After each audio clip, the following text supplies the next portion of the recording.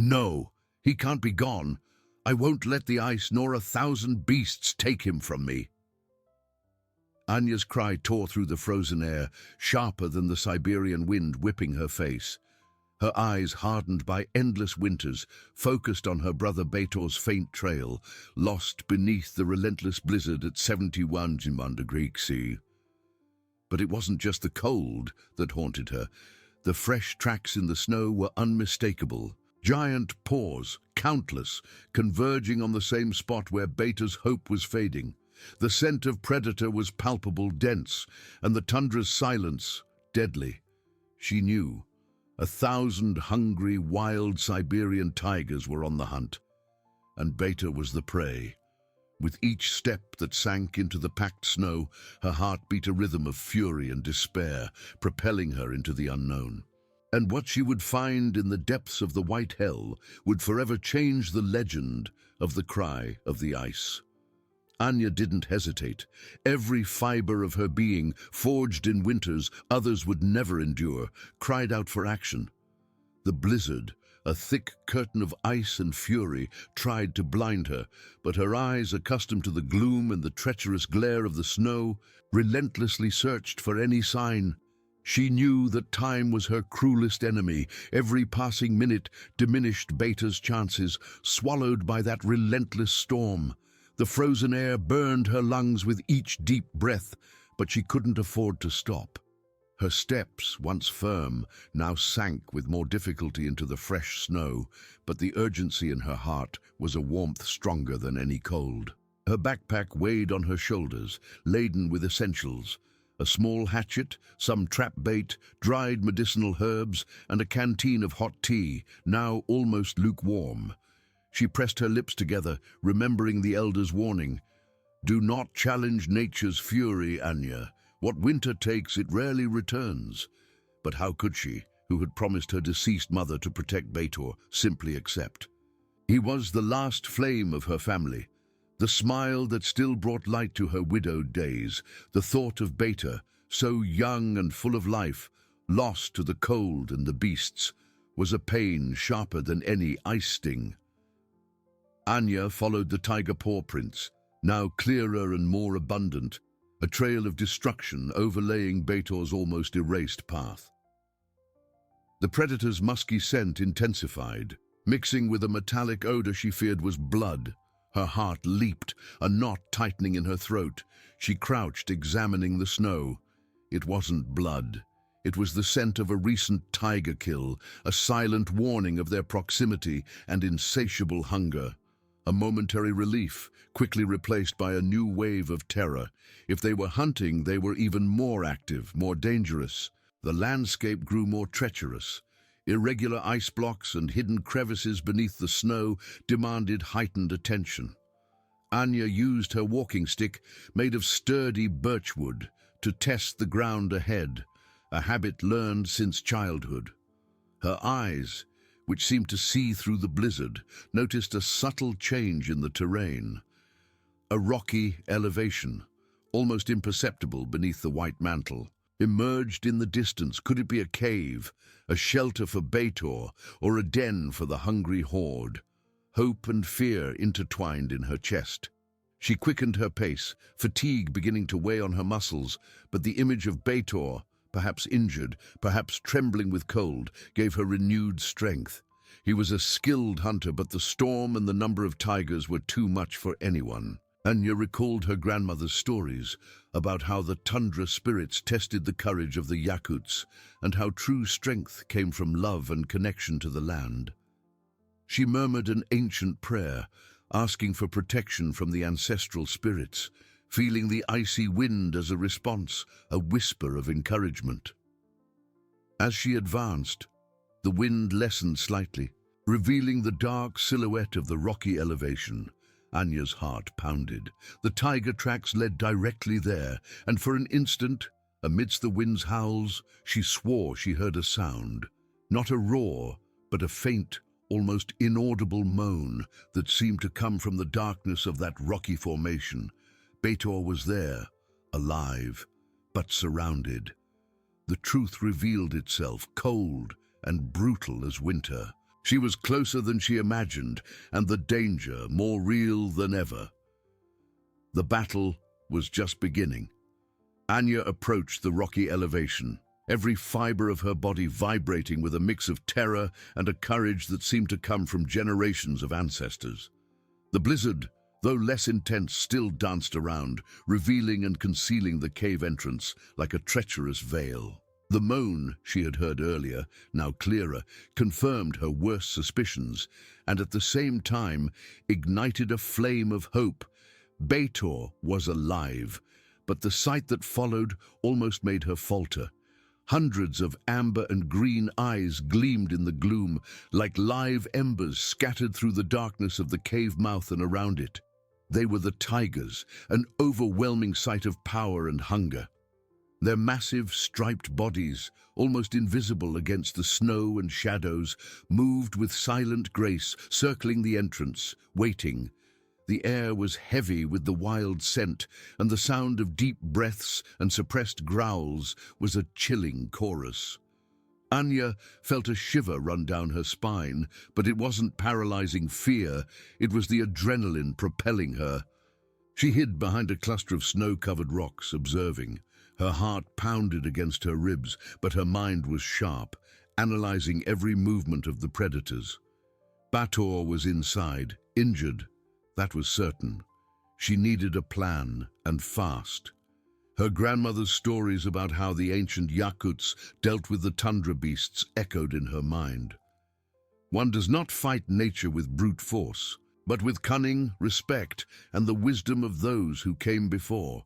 Anya took the hatchet from her backpack, the cold metal in her hand, not to fight directly, but to prepare. Her eyes swept the landscape, searching for the elements the tundra offered. There were dry bushes, fallen branches, and loose stones.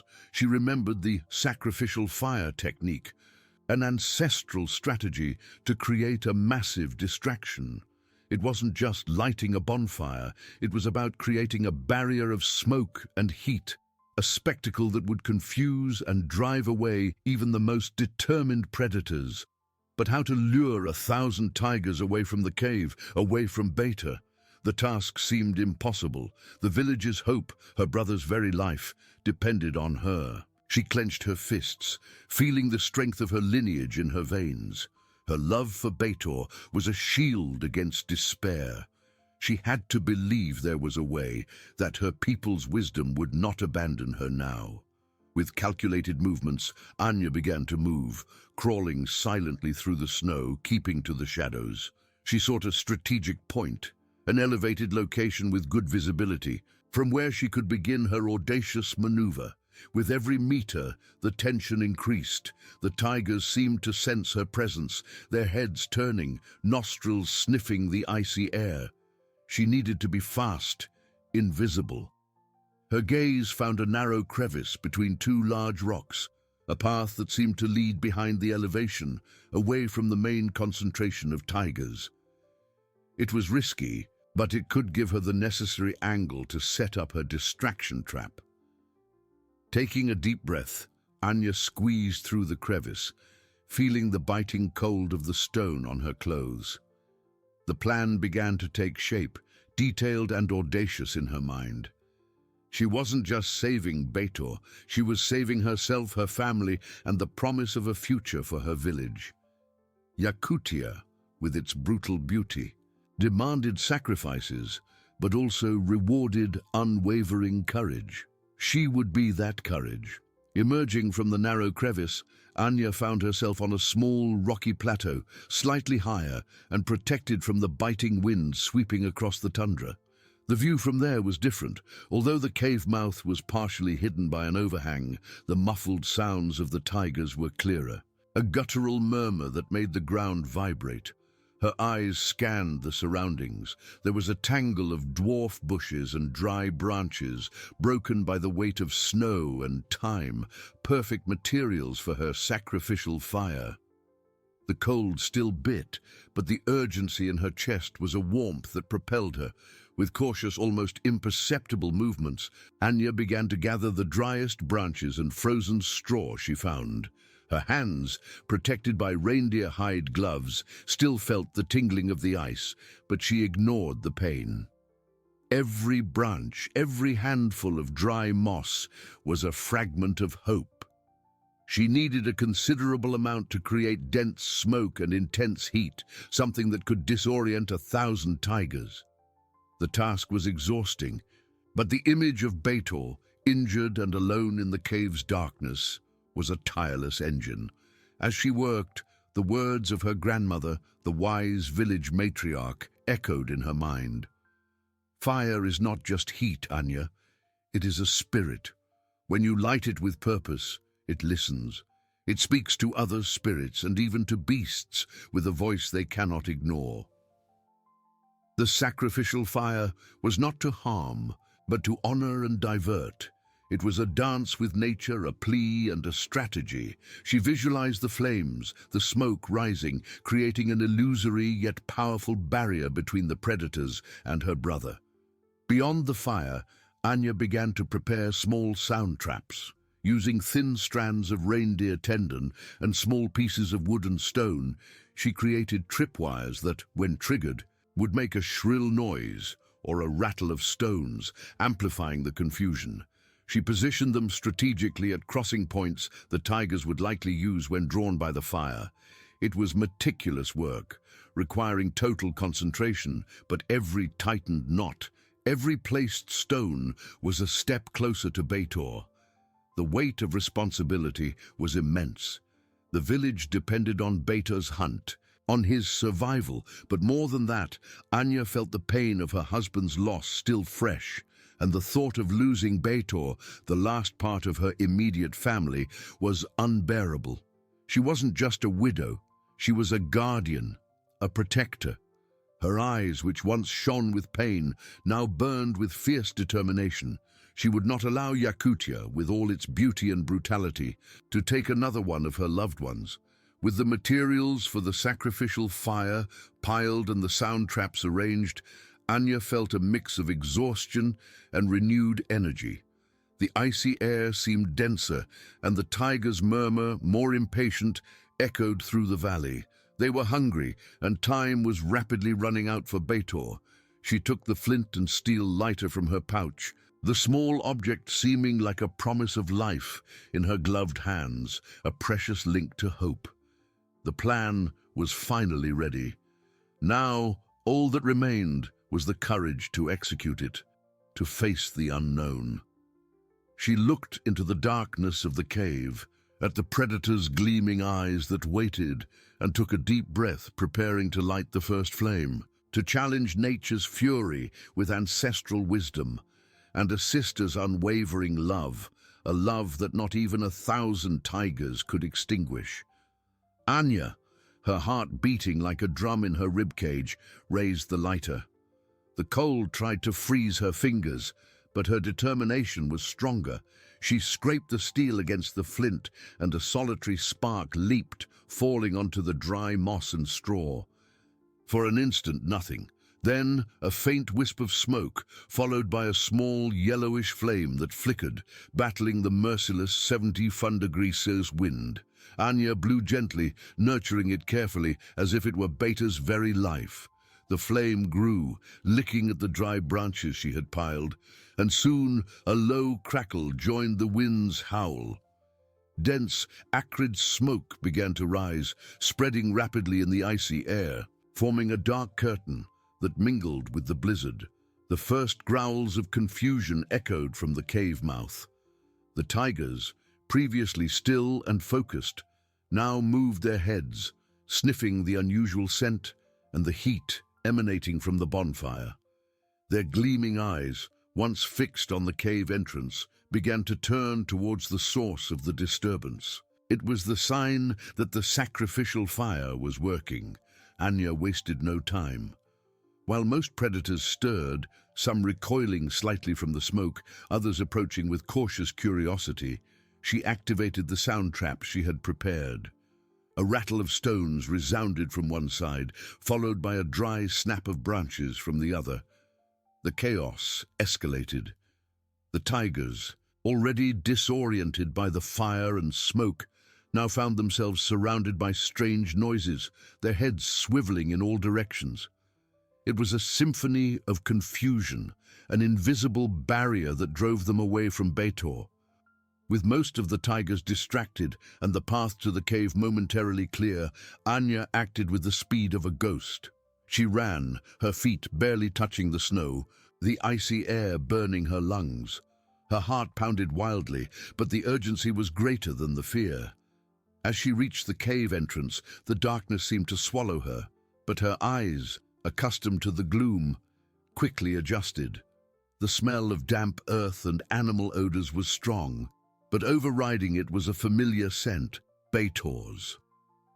Beitor! Her voice was a hoarse whisper, almost inaudible above the commotion outside. She found him huddled in a corner, behind a large rock, his body trembling, not just from cold, but from exhaustion and pain. His leg was injured, wrapped in a torn piece of cloth, and his pale face was marked by frost. Seeing her, Beitor's eyes widened, a mix of relief and disbelief. A solitary tear ran down his frozen face. Anya knelt beside him, her gloved hand touching his face. "My brother, you're alive!" The emotion was overwhelming, a knot in her throat that barely let her speak. She took out the canteen of lukewarm tea and offered it. Beitor drank eagerly, and some color returned to his lips. "Anya, I thought it was the end." His voice was weak, but life pulsed within it. "Never the end, Beitor. Not while I breathe." She helped him sit up, quickly examining his injured leg. It wasn't deep, but it was swollen and painful. "We need to get out of here. The fire won't keep them away for long." The determination in her eyes was contagious. Beitor, despite the pain, nodded. He knew his sister, the widow forged in ice, was their only hope. Anya took the hatchet and cut a piece from her own fur cloak, using it to immobilize Beitor's leg, offering some support. She helped him stand, leaning him on her shoulder. Every movement was agony for him, but Anya's presence was an anchor. Together, they moved slowly towards the cave mouth, where the flickering glow of the fire and the tiger's growls still echoed. The escape was the next challenge, and YAKUT outside waited, merciless and majestic. With Beitor leaning heavily on her shoulder, Anya felt his every step resonate in her own body. The muffled groan that escaped her brother's lips with each movement was a sharp knife in her heart, but she couldn't give in to the pain. The cave mouth approached, revealing a spectacle of smoke and dancing shadows. The sacrificial fire still crackled, sending dark clouds into the icy sky. But the tiger's growls seemed closer, more impatient. They were beginning to understand that the fire was not a real threat, just a distraction. "Hold on, Beitor," Anya whispered, her voice hoarse with effort and emotion. She squeezed his hand that rested on her shoulder, a silent gesture of encouragement. Beitor's eyes, still tearful with pain and relief, met hers. He nodded weakly, his jaw clenched, trying to suppress his groans. The dignity of a hunter, even injured, was still present in his gaze. As they emerged from the cave's darkness, the icy air whipped their faces, a brutal slap that made them gasp. The fire's smoke created a thick mist, but through it Anya could distinguish the massive silhouettes of the tigers. Some were still confused, sniffing the air, but others were already moving with clearer intent, circling the smoke, their eyes fixed on the cave entrance. Time was running out. Anya knew they couldn't go right, where most of the tigers were concentrated. To the left, the terrain was steeper and rockier, but offered more cover. "Let's go this way," she indicated, pulling Beitor carefully. Every step was a battle against pain and treacherous terrain. Beitor limped heavily, his injured leg dragging in the snow, but he refused to fall. His sister's strength was his own strength. They moved slowly, using the rocks and bushes for cover. Anya felt the tigers' warm, heavy breath on their backs, the wild scent growing stronger. A distant roar made Beitor flinch, and Anya squeezed his arm tighter. Don't look back, just keep going, she ordered, her voice firm, but with an almost imperceptible tremor. The sight of Betor, so vulnerable, awakened a protective fury in her. She would not allow anything to touch him. Her grandmother's ancestral wisdom on how to move unseen, how to become part of the landscape, guided her steps. She crouched, crawled, and pulled Betor, always keeping his body as protected as possible.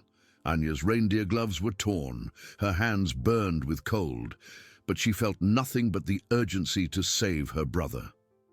Suddenly, a tiger, larger than the others, emerged from the smoke, its eyes fixed on them. It let out a low growl, a sound that promised death. Anya froze, pulling Beta behind a large rock. Her heart pounded, but her mind remained clear. She had to think, she had to act. "Stay here," she whispered to Beta, letting go of him for an instant. Before he could protest, Anya threw a small stone in the opposite direction, making it ricochet off a distant rock. The tiger, alerted by the sound, turned its head, sniffing the air. It was a minimal distraction, but enough. Anya seized the moment and pulled Beta again, almost dragging him. They needed more distance, more safety. The terrain opened into a small ravine, a narrow, snow-covered path that could lead them away from the most dangerous area. "Almost there, Betor, almost there," she murmured, more to herself than to him. Hope, fragile as a snowflake, began to blossom in her chest. Yakutia was cruel, but a sister's love was an even greater force. Anya pulled Beta with a strength that seemed to come from another dimension, dragging him into the narrow, snow-covered ravine. The icy air whipped their faces, but the promise of shelter, even temporary, was a balm to their distressed hearts. Every step Betor took was a muffled groan, a silent battle against the searing pain in his injured leg. Anya felt the weight of her brother on her shoulder, but also the fragility of his life, and this propelled her. She could feel the hungry gaze of the tigers on their backs, even if the smoke from the sacrificial fire still obscured them. The ravine, with its irregular, snow-covered rocky walls, seemed to offer a respite. The wind howled less here, and the snow fell more softly, like a protective veil. Anya allowed herself a brief moment of relief. Perhaps they had made it. Perhaps the most immediate danger had been overcome. She squeezed Bato's hand, which rested on her shoulder, a silent gesture of encouragement. His eyes, full of pain and gratitude, met hers, and a faint smile flickered on his pale lips. However, as they advanced deeper into the ravine, a strange sensation began to settle in. The air, previously just icy, now seemed to vibrate with a contained energy. A scent, subtle at first but rapidly more intense, hung in the air, the same musky, wild scent of the tigers, but now multiplied, overwhelming. Anya stopped abruptly, her heart pounding against her ribs. Betor, sensing the change in his sister, raised his head with difficulty, his eyes wide. What revealed itself before them was not the end of the ravine, but its heart, a wider and slightly lower space where the snow formed soft mounds. And on these mounds, and in every rock crevice, there were tigers, not dozens, but hundreds. They were there, silent, some curled up asleep, others with half-closed eyes, but all present. The sight was overwhelming. A sea of stripes and golden and white furs, a colossal mass of predators. They weren't just surrounded. They had stumbled into the heart of the migration, the resting place of a significant portion of the horde. The smoke and fire Anya had created were merely a distraction for the scouts, while the true danger waited dormant, right ahead. Anya felt the ground tremble beneath her feet, not from an earthquake, but from the synchronized breathing of so many animals. The sound was a deep murmur, almost inaudible, but it resonated in her bones. Her eyes swept the scene, searching for an exit, a path, anything that didn't lead directly into the mouths of those sleeping animals, but there was none. The ravine closed behind them, and ahead, The horde stretched as far as the eye could see in the gloom. Despair threatened to swallow her. Hope, which had shone so brightly, now seemed like a snowflake melting in her hand. How could she, a single woman with an injured brother, cross 1,000 tigers? Yakutia, in its silent cruelty, had set a trap for them. Beitor, seeing the expression of terror on Anya's face, squeezed her shoulder, a gesture of support that tried to convey strength even as his own was fading. Anya felt tears freeze on her eyelashes, but she didn't let them fall. She couldn't afford to falter. Ancestral wisdom, her love for Bator, the promise to her village, all of it cried out for a new strategy. They were trapped, but not yet defeated. The true ordeal was just beginning. Anya felt the weight of the world collapse onto her shoulders. The sight of that multitude of tigers, asleep and silent, was more terrifying than any roar. They were trapped, a small island of life in a sea of beasts. The tears, which she had held back so fiercely, now threatened to overflow, freezing on her eyelashes. But Bator's grip on her shoulder, weak but present, was like a spark in the darkness.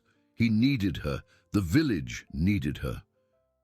She closed her eyes for a brief instant, seeking the calm her grandmother always found in the darkest moments. The tundra always offers a path, Anya. The old matriarch's voice echoed in her mind. Even when it seems there is none. Anya opened her eyes, and her determination, previously shaken, rekindled with a fierce flame. Despair was not an option. The new strategy would have to be one of invisibility and patience. There was no way to fight, nor to distract them all. They would have to move like shadows, taking advantage of every crevice, every cover. Anya observed the tigers with a renewed gaze, noting how their bodies nestled together, the small openings between them, the patterns of their slow, deep breaths. The wild scent was almost unbearable, but she would use it as a guide, a constant reminder of the danger. "Beitor," she whispered, her voice firm despite the internal tremor. "We need to be quieter than falling snow. Every step, every breath must be calculated." He nodded, his eyes fixed on her, trusting blindly. That gaze was her strength. Anya began to move, dragging Beitor with the utmost care. First, she tested the ground with the tip of her foot, seeking the most compact snow, avoiding dry branches or loose stones that might crunch. Every inch was an eternity. They crouched, crawled, using the backs of the sleeping tigers as visual barriers, moving between the massive bodies with excruciating slowness. Anya's heart beat like a shaman's drum, but she silenced it with concentration. She could feel the warmth of the tigers' bodies, the warm, damp breath of some brushing against her fur clothes. Once, a small, furry tiger cub stirred in its sleep, and Anya froze, holding her breath, her body tense. Beitor, sensing the pause, also stopped, his eyes wide with fear. The cub let out a small mewl and nestled closer to its mother, who didn't even stir. Anya slowly released her breath, a trickle of cold sweat running down her forehead. They continued one step at a time. Beitor's injured leg was a constant obstacle, but he pushed himself, biting his lip to keep from groaning. Anya supported him with her entire body, transferring her own strength to him. She remembered her grandmother's stories about hunters who became one with the forest, invisible to the eyes of beasts. She strived to be that hunter now, not to hunt, but to save. The path was tortuous, full of detours and waits. They skirted a group of tigers, blocking the passage, crawling through a narrow rock crevice where the cold was even more intense. With each advance, hope grew. Fragile as thin ice, but present. Her love for Bator, the promise of a future for her village, was the fire that kept her warm against the cold and fear. They were in the heart of the beast, but they were moving. Yakutia had imposed its greatest challenge on them, but Anya, with her unwavering resilience, was determined to overcome it. Anya, with Beitor leaning on her body, continued to advance, one agonizingly slow step after another. Every fiber of her being was alert, every muscle tense. The dense air of the ravine, laden with the strong, wild scent of the tigers, seemed to suffocate her, but she breathed deeply, forcing herself to remain calm. Beta's wide eyes followed her every move, a mix of fear and unwavering faith. He trusted her to get them out, and that trust was both a burden and a strength for Anya, a beacon in the darkness. They moved like ghosts, their steps almost inaudible in the soft snow. Anya used the palm of her hand to feel the ground ahead, searching for dry branches or stones that might betray their presence. She guided Betor gently but firmly, skirting the massive bodies of the sleeping tigers. Some animals were so close she could feel the warmth of their breath on her cheeks, the soft sound of their snores filling the icy silence. It was a dangerous dance, a ballet of survival, where a single mistake would mean the end of their journey. Anya remembered her grandmother's stories about the tundra spirits, who could be both protective and treacherous. "Respect nature, Anya." The wise voice echoed in her mind. "It has its own paths and its own secrets. If you listen with your heart, it will show you the way." Anya felt she was listening now, not with her ears, but with every pore of her skin, trying to attune herself to the rhythm of that dangerous and ancient place. Beta's injured leg was a constant ordeal. With each step, he let out a muffled groan, but Anya squeezed him closer, transmitting her own strength. She saw the pain in his eyes, but also the courage. He didn't complain, didn't ask to stop. He just followed, an exhausted but determined soldier. The connection between them was palpable, a bond of fraternal love forged in the adversities of the most merciless Yakutia. Suddenly, a tiger, a giant of dark stripes, stretched in its sleep, its claws scratching the snow with a sharp sound. Anya and Betor froze, Anya's heart beating erratically. She closed her eyes for an instant, praying to the ancestral spirits. The tiger yawned, revealing dagger-sharp teeth, and then nestled back down, oblivious to the two intruders so close. Anya released the breath she hadn't realized she was holding, a sigh of relief and gratitude. They continued, time seeming to stretch and shrink. The ravine seemed endless, a labyrinth of sleeping tigers stretching ahead. With each group of animals they managed to bypass, a small wave of hope washed over Anya, but it was quickly replaced by the anxiety of the next obstacle. The cold was relentless, penetrating their clothes, but the adrenaline kept them warm, propelling them through the darkness. Anya began to notice a change in the environment. The scent of the tigers, though still present, seemed less concentrated. The ravine walls began to widen slightly, and the light, though still faint from the blizzard, seemed a little brighter ahead. Could this be the end of that nightmare? Hope, once a fragile snowflake, now felt like a burning ember in her chest. They were approaching a possible exit, a temporary relief from that sea of predators. Yakutia still surrounded them, but perhaps, just perhaps, they had found a glimmer of light and salvation. The promise of an exit, of relief from that suffocating pressure, propelled Anya.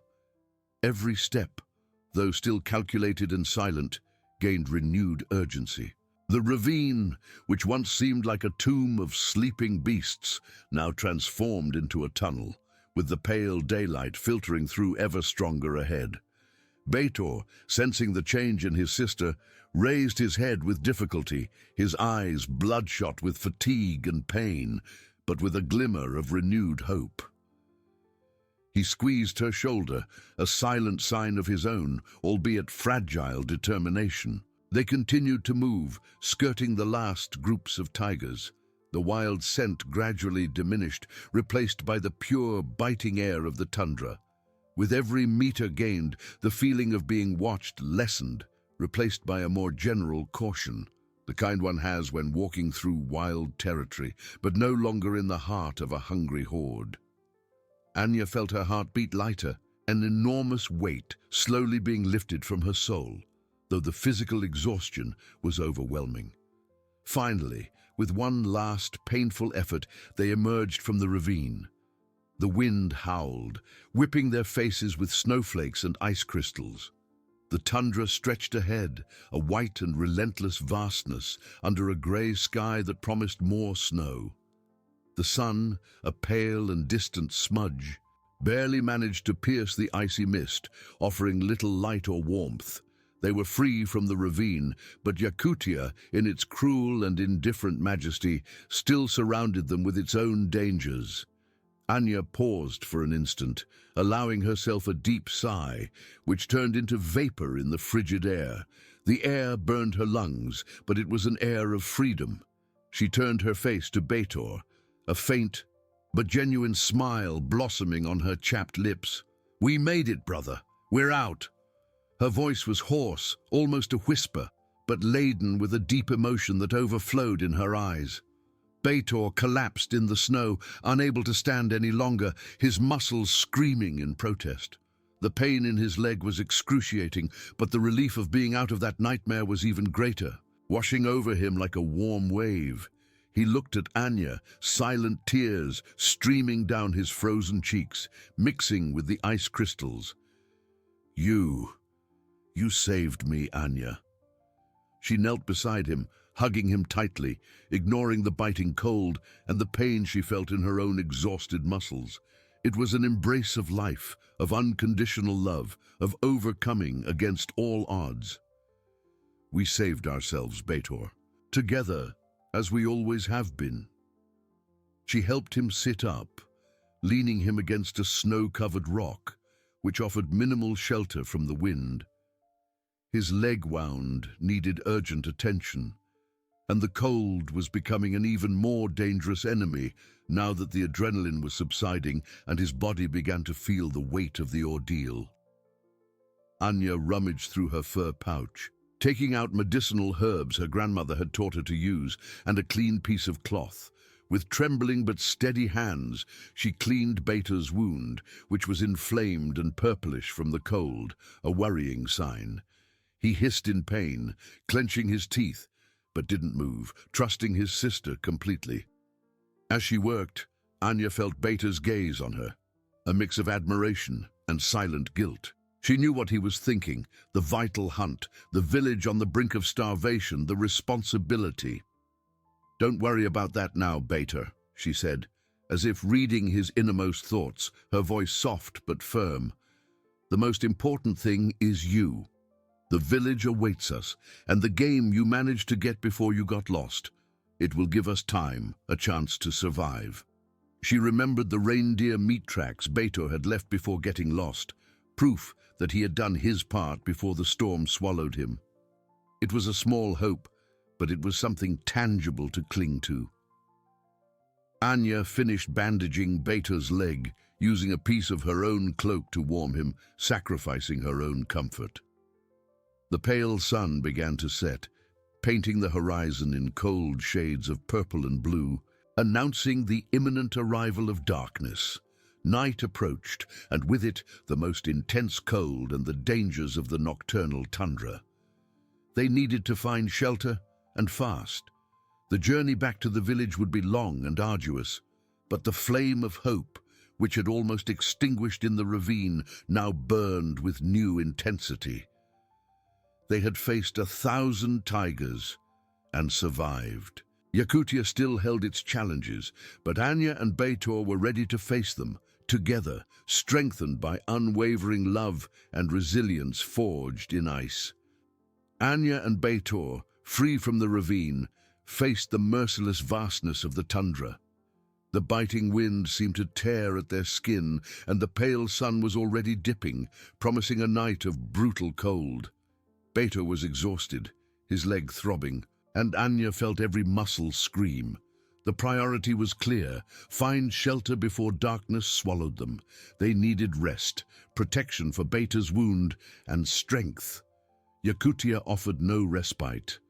With the experienced gaze of one who knows the frozen land, Anya scanned the landscape. She searched for a natural depression, a rocky formation offering protection, or a snowdrift to dig into. Her grandmother had taught her that, even in the white desert, nature hid refuges. With each step, Betor groaned, struggling, leaning heavily.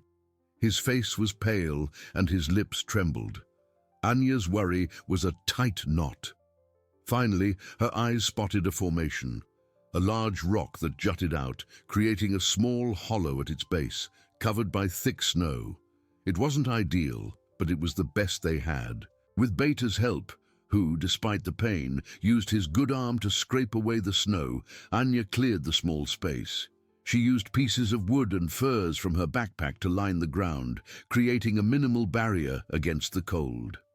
Inside the makeshift shelter, the air was less biting. Anya sat down, pulling Betor close, wrapping him in her cloak and furs. She knew that body heat was the best medicine. Carefully, she examined Betor's leg. The wound was swollen and purplish, but not bleeding. She applied more of her grandmother's herbs, murmuring words of healing, and bandaged it. Betor, his eyes tearful with pain and gratitude, squeezed her hand. "I'm sorry, Anya," he whispered, his voice weak, "for causing all this. The hunt, the danger." Anya shook her head, her eyes meeting his with unwavering tenderness. "There's no blame, Betor. You did what you could. The storm caught us by surprise. The important thing is that we're together. The game you got will give the village hope. Don't forget." She hugged him again, feeling the tremor in his body. Night fell, bringing a deep silence. Broken by the distant howl of the wind and the crackle of ice, Anya remained vigilant, her senses sharp, listening to every sound, feeling every change in the air. She knew that, even far from the tigers, the tundra still harbored other dangers. Nestled into each other, Anya and Betor found a strange comfort.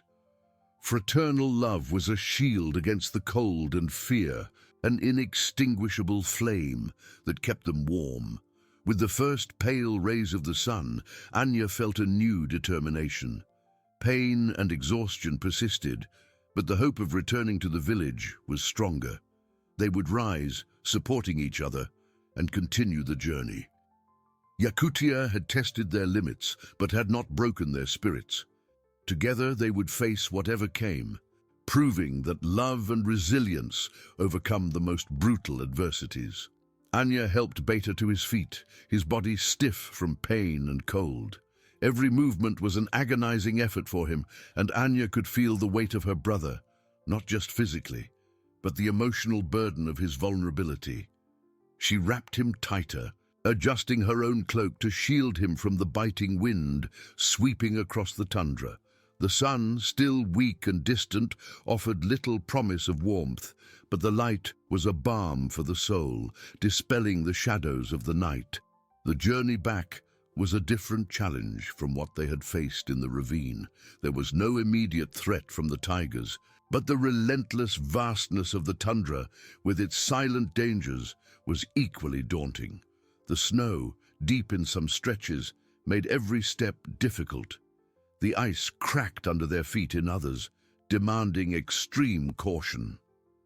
Anya guided the way, her experienced eyes reading every nuance of the terrain, seeking the safest, least treacherous path.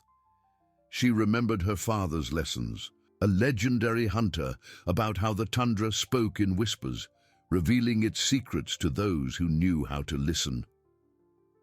Betor, despite the excruciating pain in his leg, struggled to keep up.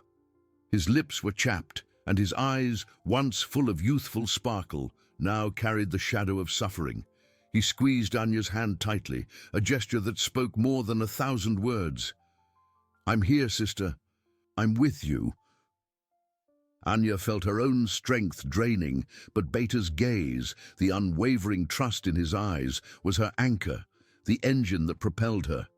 She murmured ancient songs, melodies her grandmother sang to ward off fear and invoke the protection of the earth spirits.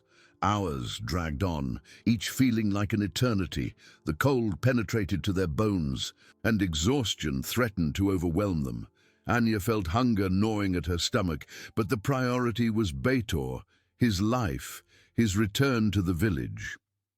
She stopped occasionally to give him a sip of melted water and a small piece of dried meat she had saved, sacrificing her own portion. With each pause, she massaged Beta's leg, trying to alleviate the pain and maintain circulation. Her fingers frozen, but firm. Suddenly, Anya stopped, her heart pounding in her chest. Her eyes swept the horizon, and a faint but genuine smile lit up her exhausted face.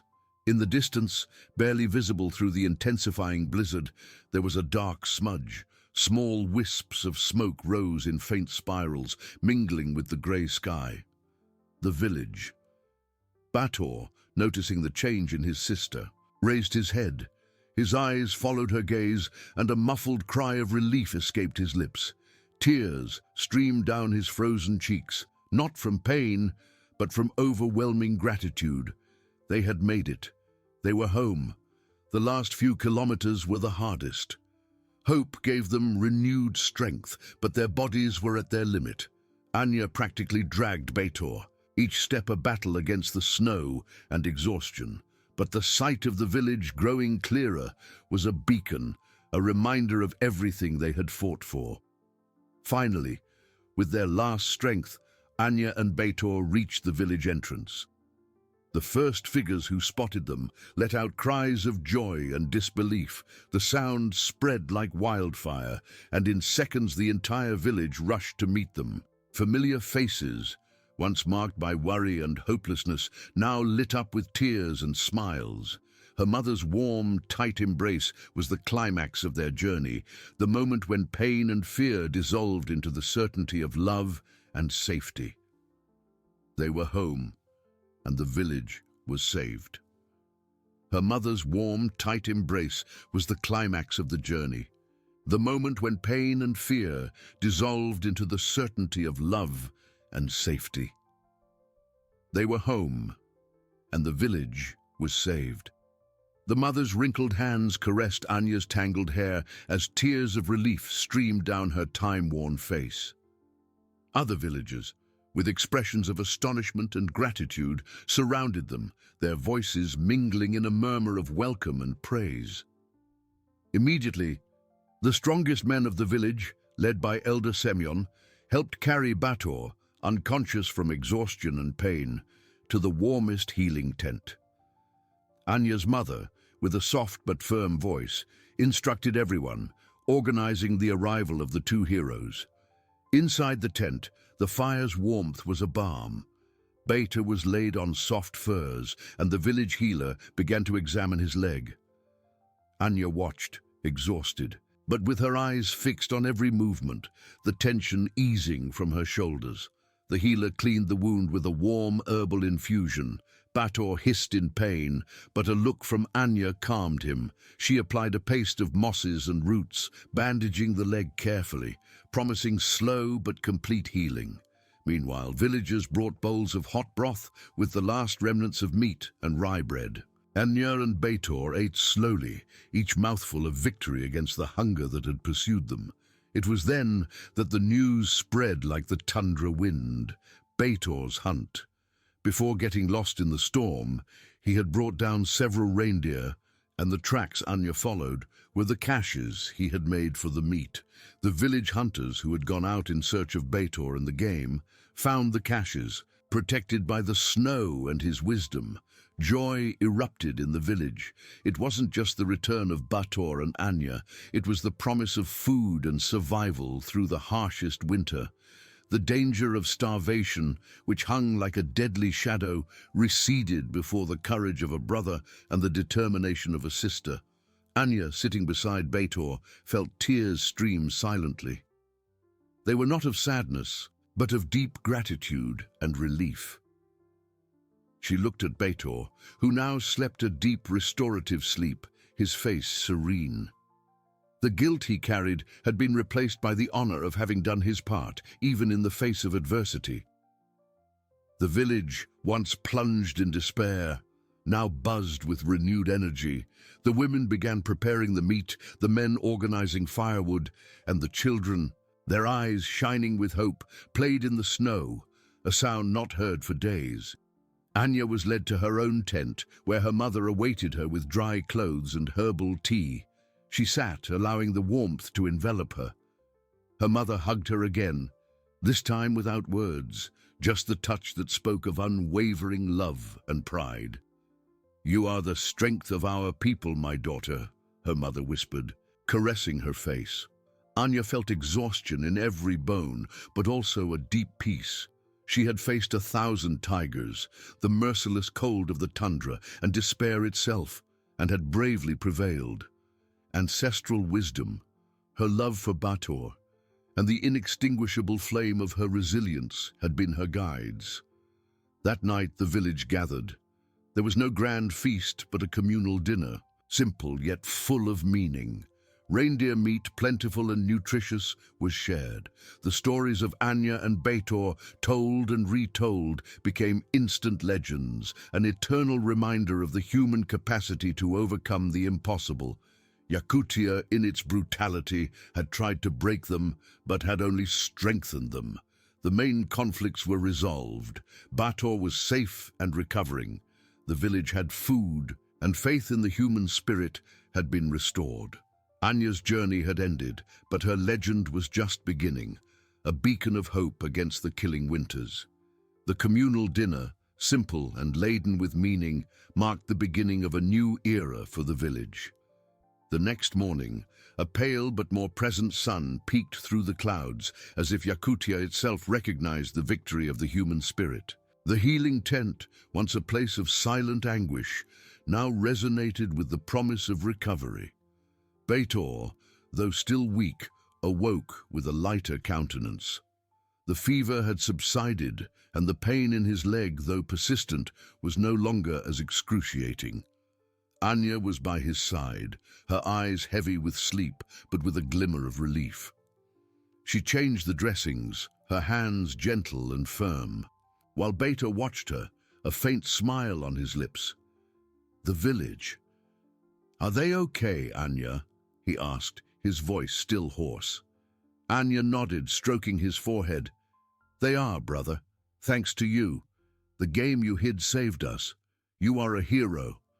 Bator shook his head, his cheeks coloring slightly. "You are the heroine, Anya. You found me. You saved us from 1,000 hungry eyes." Anya smiled, a smile that reached her eyes. Exhaustion still enveloped her like a heavy cloak, but a deep peace had settled in her heart. The journey had been brutal, but every step, every challenge overcome, had forged her even stronger. She was not just Anya the widow. She was the woman who had defied nature's fury and prevailed. In the days that followed, the village transformed. Despair gave way to hope, silence to the laughter of children. The reindeer meat, carefully rationed, ensured no one went hungry. The stories of Anya and Bator were told and retold around the campfires, their feats intertwining with the ancestral legends of the Yakut people. Anya, once a respected figure, was now revered. Women sought her for advice, men to share their concerns, and children followed her with eyes full of admiration. She, however, remained humble, always reminding everyone that strength came from unity and the wisdom of ancestors. Bator recovered slowly, but with unwavering determination. His leg, though scarred, healed, a testament to his resilience. He became a more mature young man, his experience in the tundra transforming him from a promising hunter into a potential leader. He helped the elders, shared his new tracking skills, and, above all, never forgot his sister's sacrifice. The connection between them, once a strong bond, was now indestructible, an example for the entire village. With the arrival of spring, the snow began to melt, revealing the dormant land and the promise of a new beginning. The village prepared for a new cycle of hunting and harvesting, but now, with a renewed certainty, they had survived the cruelest winter, not just physically, but with their spirits stronger than ever. Anya watched the horizon, the cold wind still on her face, but the feeling of peace was palpable. She had found not only her brother, But herself, the unwavering strength that resided in her spirit, a flame that winter could never extinguish. Yakutia, in its relentless vastness, would continue to present challenges, but the Yakut people, forged in ice and love, were ready. The legend of Anya and Bator, the widow and her brother, would be a beacon of hope for future generations, an eternal reminder that neither 1,000 tigers nor the most brutal winter could break a determined spirit and a heart full of love. Life in the village flourished, a vibrant testament to resilience and the power of family connection, a legacy that would echo through time, inspiring all to find their own inner strength. Life in the village flourished, a vibrant testament to resilience and the power of family connection, a legacy that would echo through time, inspiring all to find their own inner strength. Spring arrived, bringing the thaw and a new light to the hearts of the village. The sun, once pale, now lingered longer in the sky, melting the snow and revealing the dormant land. Small green shoots began to peek through, a living symbol of the renewal that permeated every fiber of the community. The story of Anya and Beta was not just a tale of bravery, it was a mirror of the Yakut soul, reflecting the ability to endure and flourish in the harshest conditions. Beta, his leg fully healed, walked with a new lightness, both physical and spiritual. The scar on his leg was a silent reminder of the abyss faced, but his eyes, once shadowed, now gleamed with deep maturity and gratitude. He dedicated himself diligently to village tasks, his energy and purpose clear. He learned from the elders, absorbing wisdom about hunting and survival, and shared observations about the tundra and animals, showing newfound respect for nature. His voice, once hesitant, now carried the calm confidence of one who had looked death in the eye and returned with a deeper understanding of life. Anya, in turn, remained the pillar of silent strength. She sought no praise, her gestures humble and serving, but the admiration and respect were palpable in every warm gaze, in every affectionate gesture from the villagers. Younger women came to her seeking wisdom, not just about herbs and hunting, but about the inner strength that propelled her to defy the impossible. Anya, with her calm voice and eyes that had seen so much, shared her grandmother's lessons, the importance of patience, keen observation, and a deep connection with the land and its spirits. She taught that true strength lay not in the absence of fear, but in the courage to act despite it, and in faith in the love that binds people together. At night, around the crackling bonfires in the village center, their flames dancing against the darkness, children nestled close, faces illuminated by the flickering light to hear the stories.